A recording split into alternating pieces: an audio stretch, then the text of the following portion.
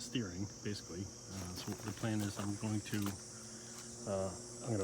use the lift to pull the weight of the loader up. I got all the weight in the box, so if I pull on these, hopefully it'll just lift it slightly in the back. So I'm going to unbolt it from the cross member and then drop the cross member so I can put a cutout in it so the steering can be free to move in the correct lineup, or the way it's supposed to be designed by manufacturing. So what I'll do is I'll drop it, put the cutout in it, make sure it's good, and then brace it and weld on some other braces to the cross brace to make sure it's still doing its job.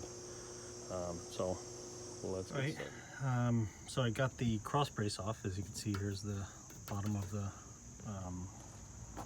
loader, and I just dropped the steering. So I didn't realize I tacked this on here. I tack welded this. So this, I thought I could just unscrew this bolt and put it off, but apparently not. So I'm just gonna undo this, take it off this way, and then go from there. And then the reason I didn't leave this, I mean, even though this gives me a little more adjustment throw, it's still not like getting enough, and I was afraid of it not being enough and snapping off. So that's why I screwed it all the way in. So I'm going to try to go back to this. I have another one of these, so I'm going to just this video is definitely sporadic, definitely coming in, you know, at different times, different weeks, different projects on the Suburban. But I went out and bought a muffler, stack muffler, or whatever you want to call it, from Tractor Supply. Put it on, I like it, I started it up and run it.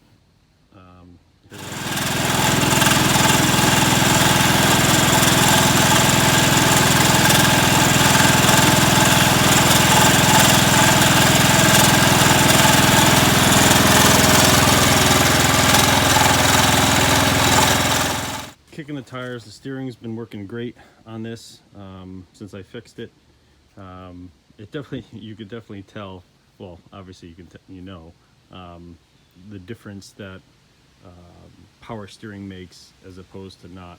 So because this obviously has no power steering, I just have to be gentle with the steering. So I only turn when I'm moving. I never turn while I'm in place, just because there's so much weight on the front axle.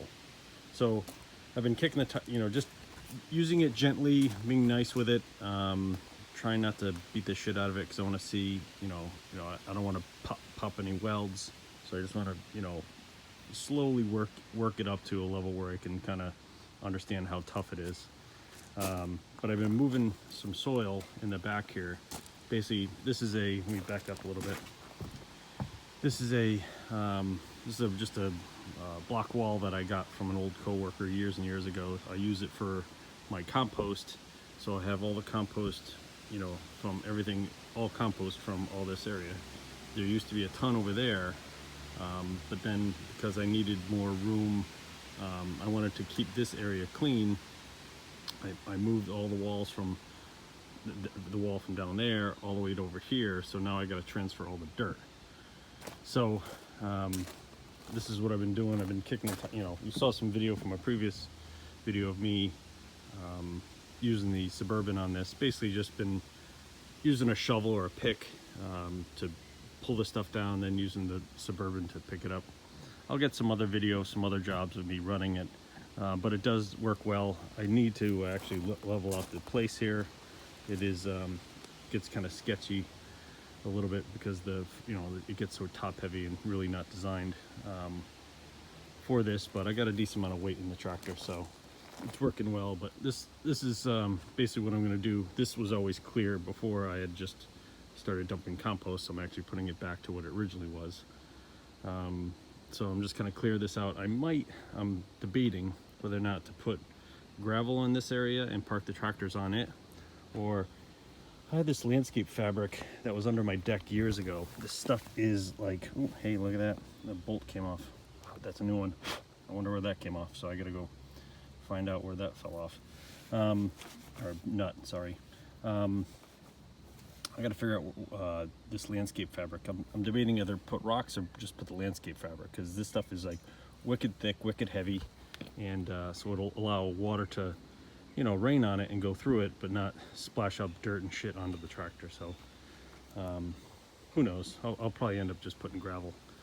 But now I got to go back and take a look and see, you know, if this was just a bolt that came off, or you know, was just extra from something else, or did it actually fall off the tractor. So one of the other things I need to tackle on this is the leak. We talked about it before, but when you run it, it really leaks out of that valve. And if you look at my pants, I got hydraulic fluid all over my pants and my boot. So I need to take care of that pretty soon. It's leaking right out of the valve, so hopefully it's just an O-ring or something that's leaking, and nothing that can't be, you know, fixed easily. So I'll talk to you later. So I took the cap off that valve. There's an O-ring on the end, so hopefully it's just the O-ring that's leaking, because it's leaking right out of the stem here. So it's dripping right out, like whenever you put pressure, you know, like, you know, actuate the valves or whatever, that's where it kind of is leaking from. Not anywhere else. It's not leaking for the sides or anything. It's just coming right out of the center. So hopefully it's a simple O-ring that needs to be replaced.